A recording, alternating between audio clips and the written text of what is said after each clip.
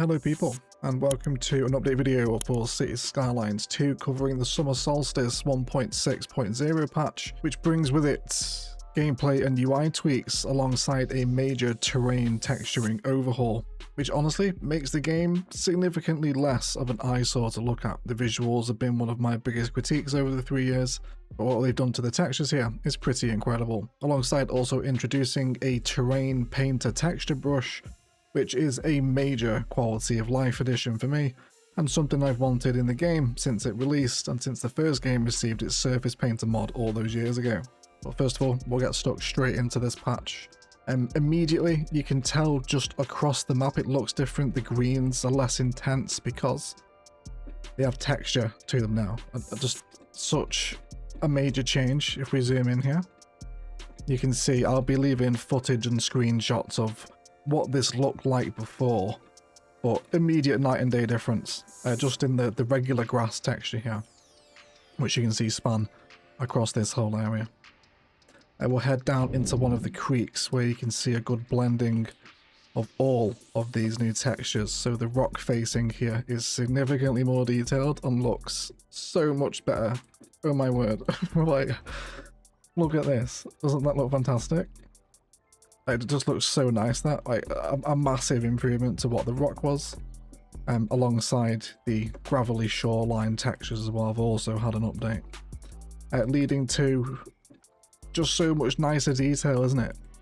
There's not as much as a harsher edge. You can see them blending with each other here.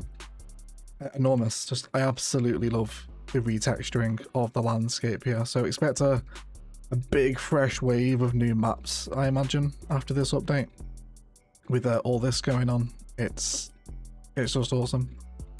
It looks so much better from what it was, and all that combined across the map is a very subtle difference. I think you've got to be playing Cities Skylines 2 for quite a while to see just how much of a difference that is making. And of course, there'll be stuff up on screen to show you the beforehand here as well.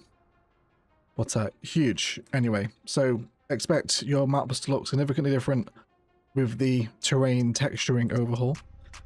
Alongside this, under our landscaping menu, in the terraforming menu, we now have some new options for texture paint tools. We have a couple of options here. We have dry, lush, dirt, and sand. You can see all of these over here.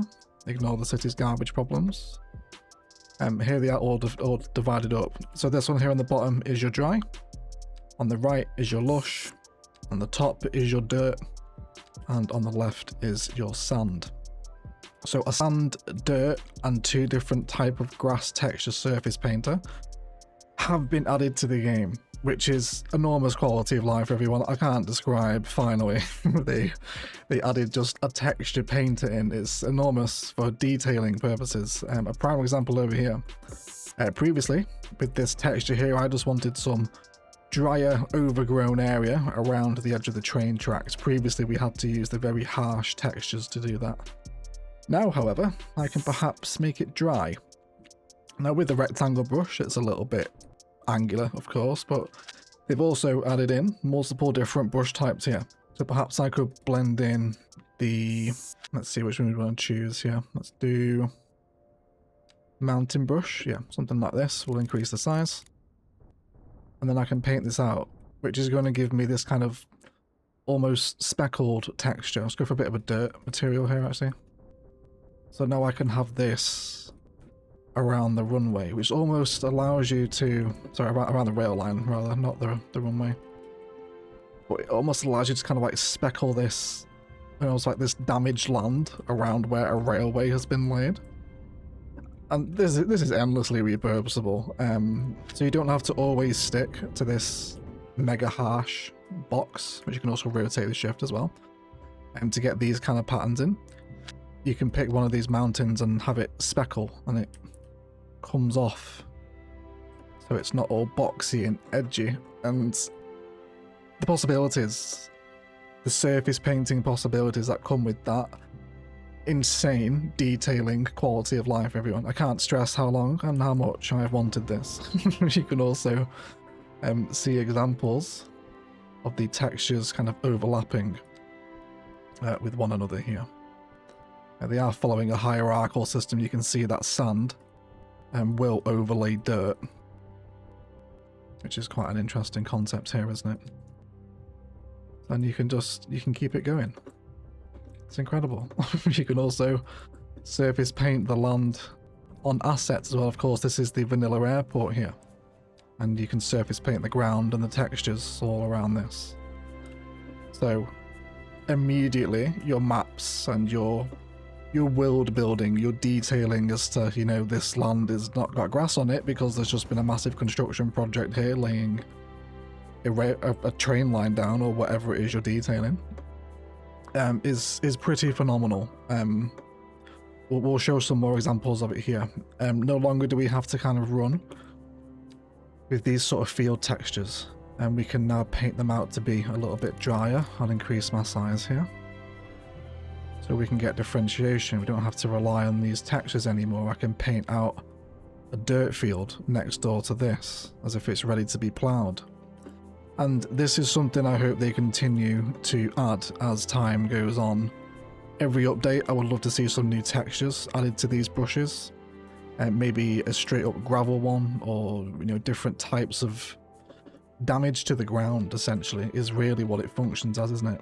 For detailing your landscapes and just the visual look of your maps, this is probably my favourite update CS2 has had so far.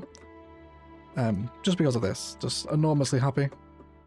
The spaces between our highway are perfect. Again, here you can see I've had to use surfaces here to do this in the middle, just because I want some drier space, you know, where it's kind of exposed to the exhausts of cars, so it's a little bit drier, a little bit dirtier. So we can paint the whole bottom of this highway with dirt,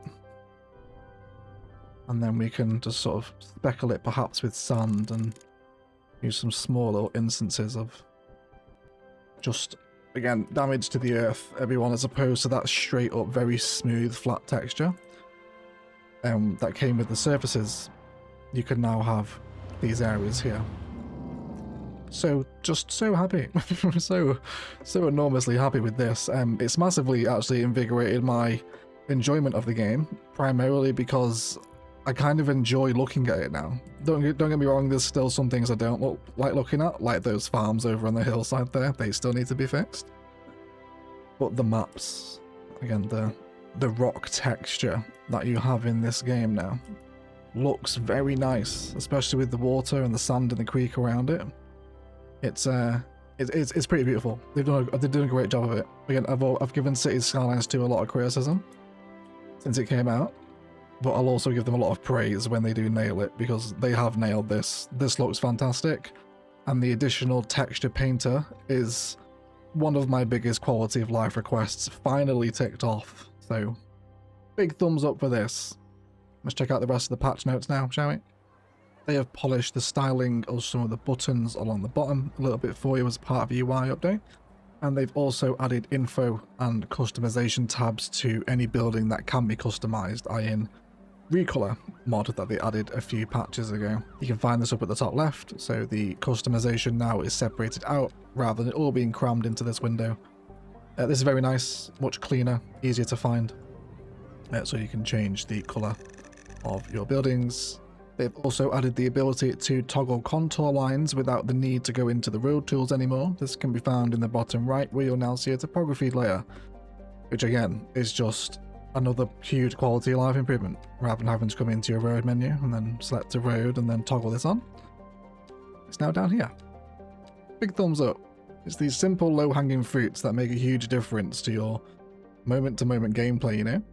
And there's also been some fixes to modding and Paradox mods as a platform, should you be involved in that. Nothing major. Things like mod error notifications will now show mod names instead of IDs after restarting the game. And they've also added a playsets tab to creator pages to showcase their shared playsets, which of course was a functionality they added in the last patch. But I'll leave them up on screen if you're interested in how Paradox mods is also evolving as a platform as well. Well, that does it for the Summer Solstice patch. It's not a huge patch by any means, but it's quite impactful in terms of what it's done visually for the game. It doesn't hurt to look at anymore. And like we talked about today, the possibility of these surface painters going forward, like how much better this looks for creating drier, more parched, overgrown, damaged land, which makes up a good chunk of the city, is just untold.